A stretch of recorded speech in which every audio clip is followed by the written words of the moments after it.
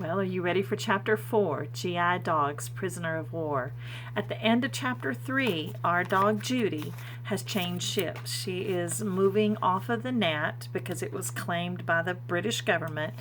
They needed the bigger, the better ships to help fight off the Japanese. And so she is now on the Grasshopper. So Chapter 4 is titled The Grasshopper. In June 1939, most of the Gnat's crew, including me, were transferred to the HMS Grasshopper. The Grasshopper was a good ship, newer and shinier than the Gnat, but I missed all my comfortable old nooks and crannies. Even worse, Law and Bonnie, my two best friends, stayed behind as part of a small crew on the Gnat. I had always been good at finding new humans when I needed to, but I was sick of all the constant changes. Will I ever be as happy here as I was on my old ship? I wondered. I had just started to get used to my new ship when Adolf Hitler, the German Chancellor, invaded Poland, which led England and France to declare war on Germany.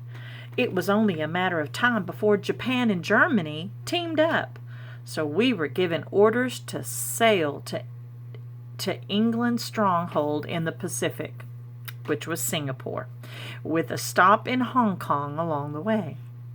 The Grasshopper and two other new gunboats, the HMS Scorpion and the HMS Dragonfly, headed to open seas. Before this, I had spent most of my life on the river.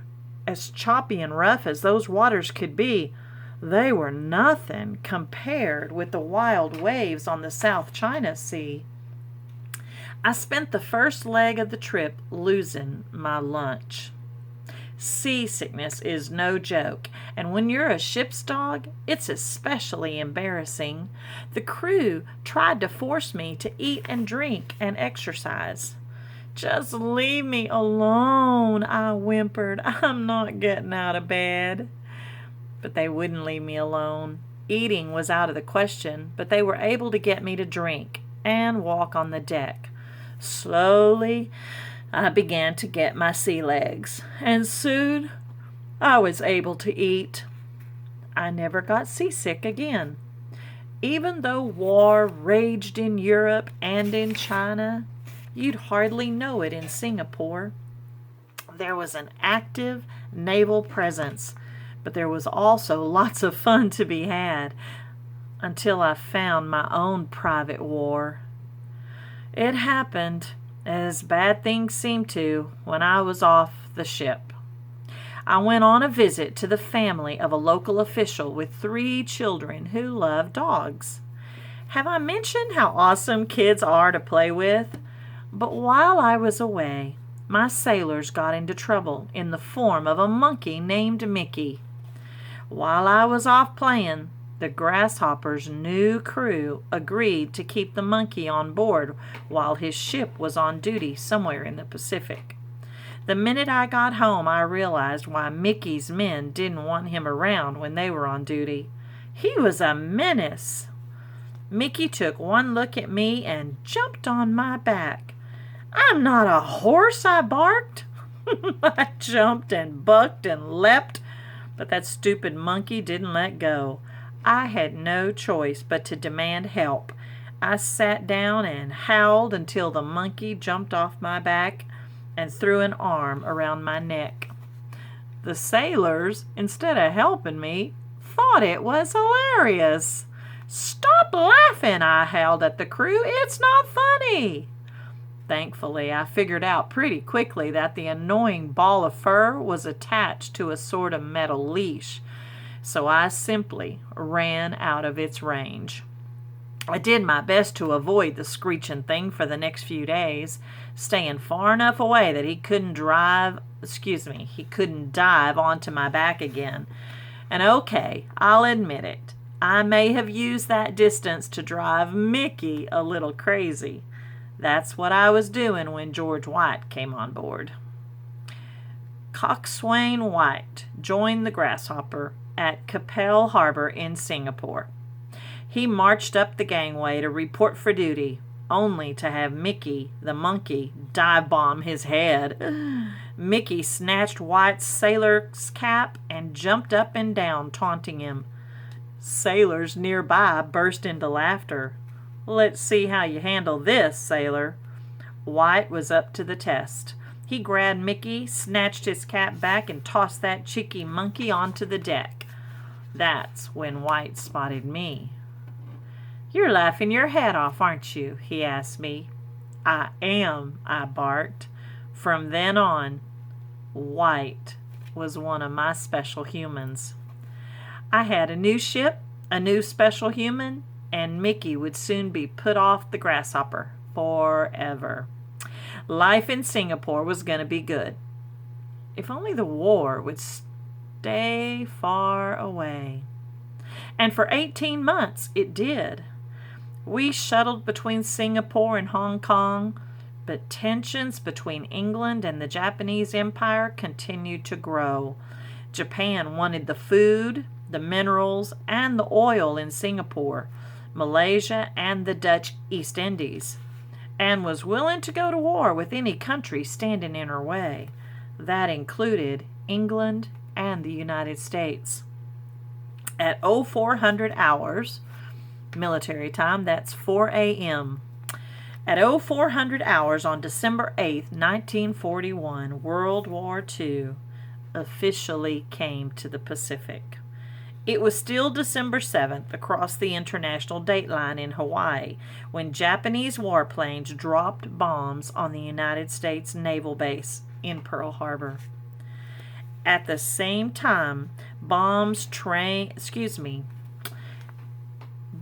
rained down in Singapore, the Philippines, and other islands in Southeast Asia. Japan also landed troops in Malaysia to try to push into Singapore by land. The attacks were a complete surprise. I barked and barked as the planes approached, and my guys ran for the anti-aircraft guns, but gunboats didn't have the speed or the gunpowder to put up much of a fight. We weighed anchor and pulled out to sea. England's real battleships, the HMS Prince of Wales and HMS Repulse, set sail from Jamaica to come and help. But 2 days later, a Japanese submarine spotted them. Bombs soon rained down on them from the skies while torpedoes hit them from under the sea. In just 2 hours, England lost any ability to stop the Japanese in the Pacific.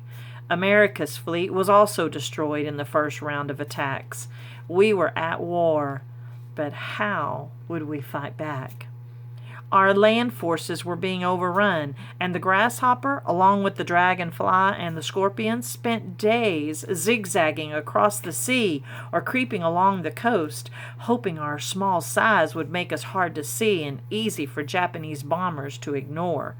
We moved freely only at night, searching for enemy targets to attack or British troops to rescue. My dog ears became more and more important, letting the gunships know when warplanes were near. One night, British soldiers who were battling the Japanese on land got cut off from the rest of the troops. There were 1,500 men stuck in the jungle who needed to be rescued. Creeping through the jungle at night in search of them, I knew not to bark. I did nudge our leader's arm when I sensed the Japanese were near, and we all stopped until the danger passed. I didn't even scratch my neck, knowing that my jingling collar would give us away. We found the troops and led them out of the jungle and onto the gunships right under the Japanese soldiers' nose. Take that, you kickers! Another time, though, on a similar rescue by the Grasshopper and the Dragonfly, we ran into trouble. We had found our soldiers and were nearly back to the ships when the Japanese spotted us. There was a short battle while we got the British soldiers on board, but a sailor from the Dragonfly named Les Searle was shot in the leg. He made it back to the ship and later to the hospital in Singapore. I visited him and all the other wounded soldiers whenever our ship's medic made the trip. Get well soon, friends, I thought. Keeping the troops' spirits up became a more important part of my job, especially as the war news got worse. By the end of January, most of the area was in Japanese hands. Singapore, Britain's stronghold, was under siege and on the verge of collapse. Everywhere I looked, there was rubble. Refugees streamed toward the harbor, hoping to find a way off the island before the Japanese arrived. By early February 1942, the first Japanese troops entered Singapore. We were forced to evacuate the island, and the only escape was by sea. Everyone in the city, soldiers, government workers, the English, and the Chinese families who worked for them, was faced with finding a place on a ship or being made prisoner of the Japanese. Bombs fell while people crowded the pier to fight for a spot on anything that would float, from the smallest fishing boats to yachts and gunboats. On February 13, the Grasshopper became home to a lot of frightened mothers and children. Each person was met with a cup of tea and a piece of chocolate by my good friend George White. My job was to wag my tail, lick little fingers, and bark hello. Welcome to the Grasshopper, I told them. You're safe now. It was after midnight before we were finally able to leave the harbor. I found a spot between two of the children and kept them calm until they were able to fall asleep. I tried to sleep myself, but my ears were listening for the sounds of Japanese warplanes, so I could warn my sailors if they came near. The Grasshopper and the Dragonfly planned to sail at night and anchor near one of the hundreds of small volcanic islands during the day. With luck, we'd make it to Java and larger ships that could take us safely to India or Australia, far away from the Japanese war machine. But as I've already warned you, luck wasn't on our side. Yikes. I think we're getting into the thick of it. That's the end of chapter 4, and tomorrow when we read chapter 5, it's titled Trapped. We'll find out how they become prisoners, I have a feeling. I'll see you tomorrow.